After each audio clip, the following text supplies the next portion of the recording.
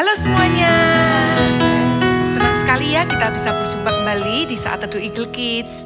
Ayo sama-sama kita rendahkan hati kita mau hampiri Tuhan, karena kita memiliki kerinduan yang besar akan hadirat-Nya. Mari kita sembah Dia. Saat ini, saat indah, ku memuji dan menyembah hadirat-Mu. Ku rasakan saat ku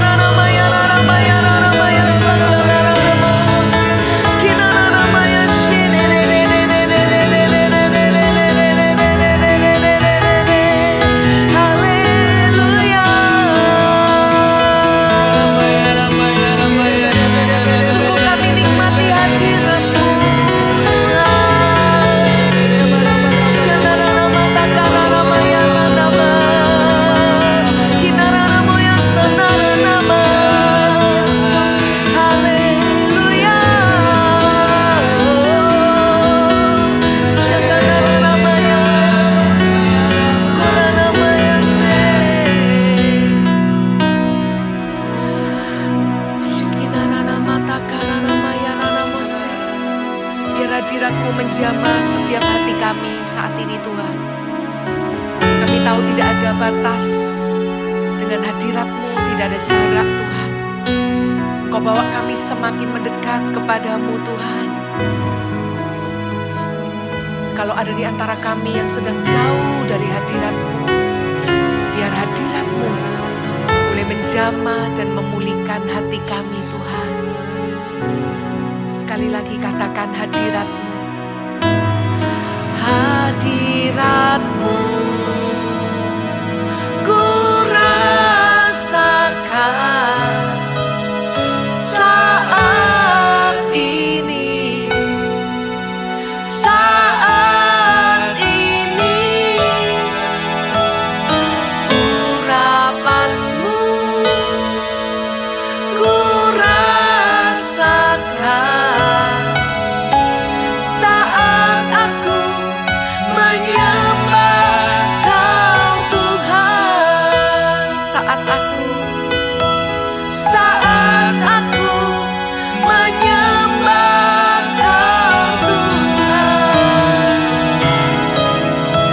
Saat aku menyembah Kau Tuhan. Tiada yang lebih indah Tuhan selain di hadirat-Mu Tuhan. Gak ada yang lebih berharga selain dalam hadirat-Mu Tuhan. Kau begitu indah, Kau begitu jelas, Kau begitu nyata buat setiap kami Tuhan. Amin. Hadirat-Mu yang mengubahkan setiap hati. Tuhan, kami mau baca firman-Mu, berikan pengertian, berikan hikmat buat setiap kami Tuhan. Kami mengucap syukur atas hari ini Tuhan. Kami siap membaca firman-Mu di dalam nama Yesus. Amin. Wah, senang banget ya ketemu lagi. Kita baca Alkitab sama-sama yuk. Kita buka di Ayub 32. Ayub 32. Ya, kita baca dari ayat 1 sampai ayat yang 9. Nanti Kak Esra, terus Kak Wijen, terus Kak Yeni, terus yang di rumah nanti baca juga ya. Ayub 32 ayat 1. Maka ketiga orang itu menghentikan sanggahan mereka terhadap Ayub, karena ia menganggap dirinya benar. Lalu marahlah Elihu bin Berakel, orang Bus dari kaum Ram. Ia marah terhadap Ayub karena ia menganggap dirinya lebih besar daripada Allah. Dan ia juga marah terhadap ketiga orang sahabat itu karena mereka mempersalahkan Ayub meskipun tidak dapat memberikan sanggahan. Elihu menangguhkan bicaranya dengan Ayub karena mereka lebih tua daripada dia. Tetapi setelah dilihatnya bahwa mulut ketiga orang itu tidak lagi memberi sanggahan, maka marahlah ia. Lalu berbicaralah Elihu bin Barakel, orang Bas itu. Aku masih muda dan kamu sudah berumur tinggi. Oleh sebab itu aku malu dan takut mengemukakan pendapatku kepadamu. Ayat 7, pikirku biarlah yang sudah lanjut usia berbicara dan yang sudah banyak jumlah tahunnya memaparkan hikmat. Tetapi roh yang di dalam manusia dan nafas yang maha kuasa, itulah yang memberi kepadanya pengertian. Bukan orang yang lanjut umurnya yang mempunyai hikmat, bukan orang yang sudah tua yang mengerti keadilan. Ternyata Elihu ini paling kecil di antara Ayub dan teman-temannya, tapi dia paling mengerti. Ketika situasi seperti ini yang dibutuhkan adalah pengertian dan hikmat. Dia tahu benar. Di ayat 8 berbicara seperti ini, tetapi roh yang di dalam manusia dan nafas yang maha kuasa, itulah yang memberi kepadanya pengertian. Dia tahu, situasi seperti ini butuh banget hikmat, butuh banget yang namanya pengertian. Walaupun kita masih muda, kita juga butuh hal itu. Untuk berbicara dengan orang yang lebih tua, untuk berbicara dengan teman-teman sebaya kita, maupun kalau kita mau menasihati orang-orang yang di bawah umurnya kita. Kita perlu yang namanya hikmat dan pengertian ini. Elihu bener banget, dia nunggu dulu yang lain ngomong. Terus baru dia ngomong. Dan dia ngomong, tetapi roh di dalam manusia yang Dan nafas yang maha kuasa itulah yang memberi kepadanya pengertian untuk segala sesuatunya ini. Kalau kita butuh pengertian dan hikmat, kita harus ngapain? Di usia muda ini, di usia seumur ini kita harus ngapain Kak supaya bisa punya hikmat dan pengertian? Ini, saya bukain ya di Amsal 9 ayat 10. Amsal 9 ayat 10 ini jelas banget ya. Permulaan hikmat adalah takut akan Tuhan dan mengenal yang Maha Kudus adalah pengertian. Yang pertama kalau mau catat, kalau mau dapat hikmat yang pertama, takut akan Tuhan. Takut akan Tuhan bukan berarti ketakutan kayak ngapa-ngapain takut. Enggak. Kalau kita itu takut akan Tuhan itu artinya hormat sama Tuhan. Kalau kita mengalami hal yang susah, Tuhan, aku harus milih apa ya, aku harus bagaimana ya. Kalau kita takut akan Tuhan, kita tidak akan berdosa. Sesusah-susah apapun keadaan itu, kalau kita tahu Tuhan, aku mau mendulukan kebenaran-Mu. Kita gak mungkin berbuat salah. Minta hikmat sama Tuhan. Siapa yang kekurangan hikmat, minta sama Tuhan. Bukan ketakutan ayat ini ngomong. Tapi kita hormat akan Tuhan. Kita benar-benar tahu apa yang kita putuskan itu harus sesuai dengan apa yang Tuhan mau. Bukan sesuai dengan apa yang orang-orang sekeliling katakan. Belum tentu benar. Hikmat ini yang menuntun kita untuk tahu mana yang benar. Caranya ayo kita takut akan Tuhan. Benar-benar dalam setiap perkataan kita. Hati-hati harus berhikmat juga. Apa yang kita lakukan. Bahkan dalam pikiran. Dalam pikiran ini. Kita harus benar-benar takut akan Tuhan. Kita taruh, aku harus hormat takut akan Tuhan. Dalam segala hal. Walaupun aku masih muda. Aku mau berhikmat. Aku mau punya hikmat. Caranya dengan apa? Takut akan Tuhan. Hormat sama Dia. Nah, dalam perkataan kita. Dalam apa yang kita lakukan. Dalam apa yang kita pikirkan. Itu sumber hikmat. Kita takut dulu. Oke, kalau ada contoh ya. Aku harus milih berbohong atau nurut sama mama. Mama bilang, gak apa, bilang aja sama tante. Mama gak ada di rumah, ditelepon padahal. Waduh, harus gimana ya? Utamakan takut akan Tuhan. Ngomong aja, mama hari ini lagi gak bisa dihubungi. Daripada bohong, kan salah juga. Tuhan itu kalau ada orang yang takut sama Dia, hormat sama Dia, Tuhan kasih hikmat supaya melakukan yang benar. Percaya sama itu. Yang kedua, ini ditulis dengan jelas dan mengenal yang Maha Kudus adalah pengertian. Kalau mengenal yang Maha Kudus, mengenal Allah kita, enggak lain dan enggak bukan. Kalau kita mau kenal, kita harus baca firman-Nya supaya timbul pengertian.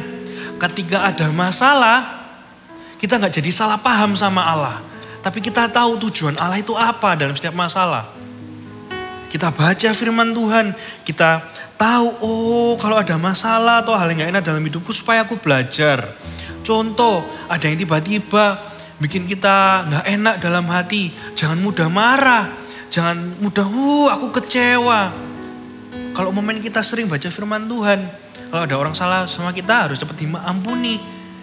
Kalau kita sering baca firman Tuhan, kita mengenal Allah kita dapat pengertian yang banyak akan apapun juga dalam hidup kita. Kalau kita takut akan Tuhan, dapat hikmat untuk menyelesaikan sebuah masalah.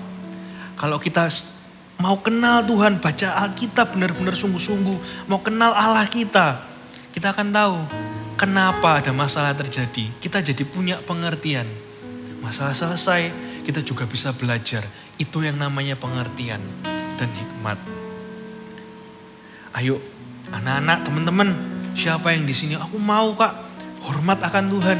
Aku mau punya hikmat itu supaya bisa melakukan yang benar. Aku juga mau Kak, punya yang namanya pengertian lewat kenal sama Allahku. Yang mau taruh kedua tanganmu di dada. Taruh tanganmu di dada kayak gini.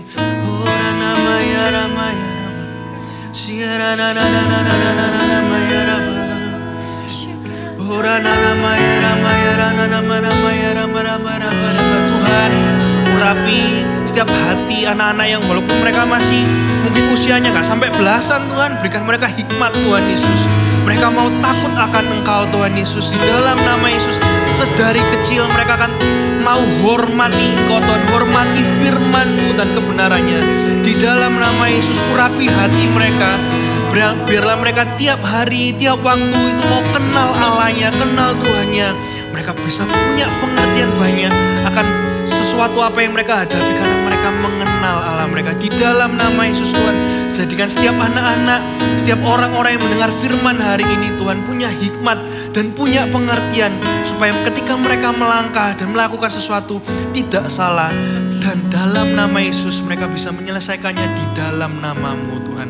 Kami percaya Tuhan, kami menerima hikmat dan pengertian ini Tuhan Yesus. Kau taruh dalam hati kami.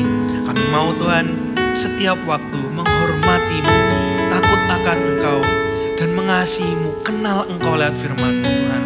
Kami terima firman hari ini, kami mengucap syukur Tuhan atas hadirat-Mu yang begitu indah. Kami mau seumur hidup setia dan mengasihi-Mu juga.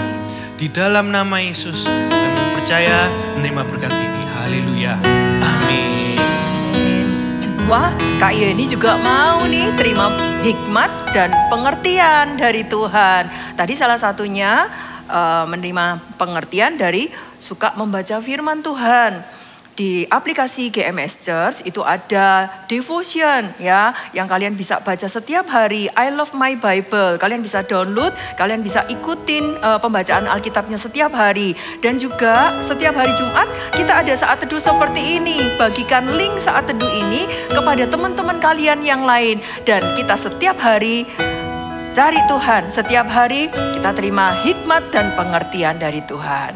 Jangan lupa ya, sampai ketemu di saat teduh minggu depan. Bye-bye. Berikut adalah cara penggunaan aplikasi I Love My Bible. Masuk ke aplikasi GMS Church, di bagian home akan muncul tampilan untuk aplikasi I Love My Bible. Klik pilihan bahasa jika Anda memiliki preferensi bahasa tertentu. Ada 2 pilihan bahasa yang disediakan, yaitu bahasa Indonesia atau bahasa Inggris. Pilih versi yang akan digunakan umum atau anak-anak.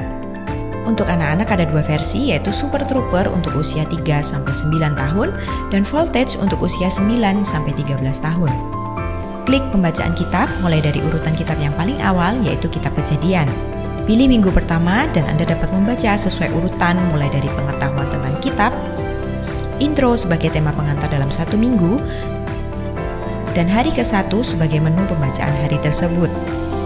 Download template arah untuk Anda dapat membagikan ayat, rema, aplikasi, dan harapan yang Anda dapatkan dari pembacaan hari itu di media sosial. Jangan lupa centang checklist sebagai penanda bahwa Anda sudah menyelesaikan pembacaan kitab hari itu dan lanjutkan checklist sampai pembacaan selesai. I Love My Bible, baca Alkitab setiap hari.